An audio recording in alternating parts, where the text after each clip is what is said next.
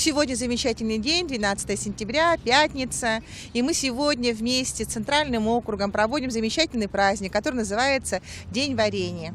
Вообще День варенья празднуется у нас везде в России широко, а вот у нас в Северном крае, в котором очень много всевозможных ягод, празднуется впервые. Мы попробовали, пробуем, и вот сегодня вы видите о том, что люди принесли наши якутские земляника, малина, брусника. Будет огромное открытие, замечательный конкурс, который называется «Бабушкино варенье», экзотическое варенье, бабушкин пирог, самое качественное варенье. Да? Вот хотелось, чтобы люди пришли на наш праздник, да, и попробовали, и поняли, что наша земля, она очень щедрая, и сегодня специально вот мы практически поставили бесплатно, считайте, да, наших бабушек, вот, здесь есть сельхозкооперативы, которые приехали, и вот мы ждем наших вот наши улусы, которые едут и должны привезти наше варенье. Вот такой вот праздник, идея такая.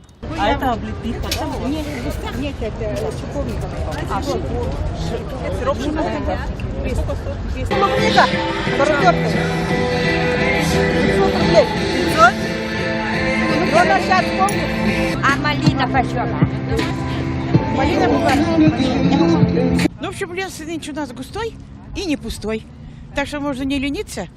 И если есть еще машинка, даже если автобус есть, все можно ехать и собирать. Собирать. Были бы здоровые ноги, сам человек здоровый, и собирай. И приходи домой, обрабатывай, делай для себя и делай для людей, все хорошо. Сегодня мы приготовили вот эти жареные маслята, и вот эти маринованные маслята, вот эти, и землянику. Земляника, она собрана во мге. Так, голубица и черная смородина. Вот, ну и немножко сделали еще грибов и аджику.